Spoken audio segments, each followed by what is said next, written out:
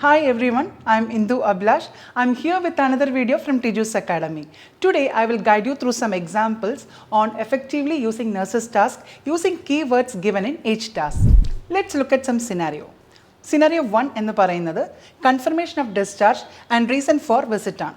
Reason for visit ൽ കൊടുത്തിരിക്കുന്ന task information on recovery and wound care.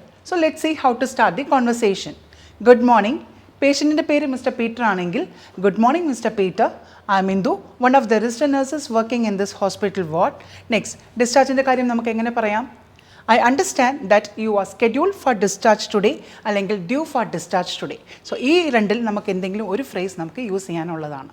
Next reason for വിസിറ്റിനെ എങ്ങനെ പറയാം? I'm here to provide you with an information on your recovery and wound care post discharge. So reason for വിസിറ്റിനെ നമ്മൾ direct ആയിട്ട് reason എന്ന് പറയാതെ നമ്മൾ indirect ആയിട്ട് എങ്ങനെയാണ് പറയുന്നത്?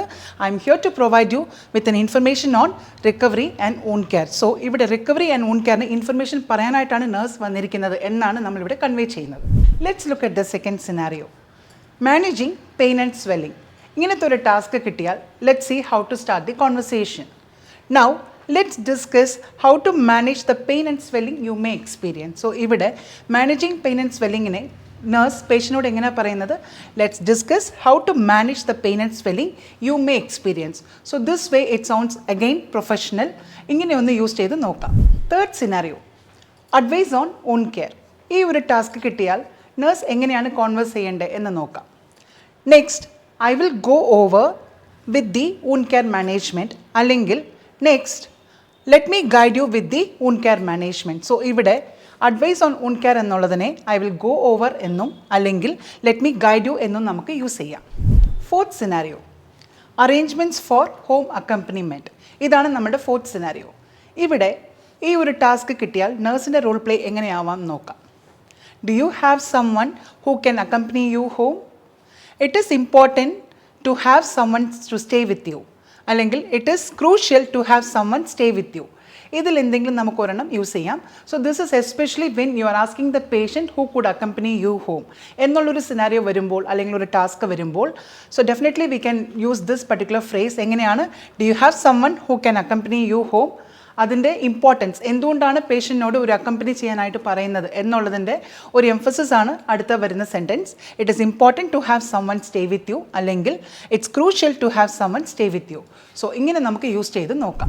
Fifth scenario, emphasising the need for post discharge support. ഇവിടെ പേഷ്യൻറ്റിന് പോസ്റ്റ് ഡിസ്ചാർജ് സപ്പോർട്ട് വേണമെന്ന് എങ്ങനെയാണ് കോൺവേഴ്സ് ചെയ്യേണ്ടത് നോക്കാം. I would like to emphasize the need for the importance of having support post discharge അല്ലെങ്കിൽ I would like to highlight the importance of having support post discharge. So ഇവിടെ emphasize അല്ലെങ്കിൽ highlight use ചെയ്ത് നോക്കാവുന്നതാണ്. Sixth scenario, educate a patient on post operative care after a surgical procedure. So ഈ ഒരു scenario നമുക്ക് കിട്ടുകയാണെങ്കിൽ nurse could probably start the conversation by saying, Mr. Peter, today I'll be sharing the post-operative care instructions following the surgery. അല്ലെങ്കിൽ Mr. Peter, today I'll be offering you the guidance regarding the post-operative care instructions following the surgery. So ഇവിടെ educate a patient എന്ന് പറയുന്നത് കൊണ്ട് ഒന്നെങ്കിൽ നമുക്ക് I'll be sharing എന്ന് use ചെയ്യാം അല്ലെങ്കിൽ I'll be offering you the guidance എന്ന് യൂസ് ചെയ്യാം. Next scenario, explain the signs and symptoms of a common illness. ഇങ്ങനൊരു ടാസ്ക് കിട്ടിയാലോ. So let's see. I would like to discuss the signs and symptoms of the specific condition with you. So ഇവിടെ specific condition എന്നുള്ളത് നമ്മുടെ സിനാരിയോയിൽ എന്താണ് condition പറഞ്ഞിരിക്കുന്നത് അതാണ് നമ്മളിവിടെ specify ചെയ്യേണ്ടത്. So next I would like to outline the signs and symptoms of the specific condition with U.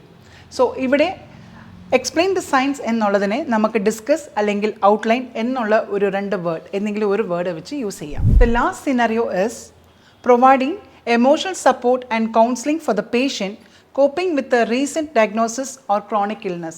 ഇവിടെ ഒരു emotional support ആണ് നമ്മൾ ഉദ്ദേശിക്കുന്നത്. So let's see how to start the conversation. Mr. John, I understand you are going through a difficult time and I'm here to offer the support and guidance.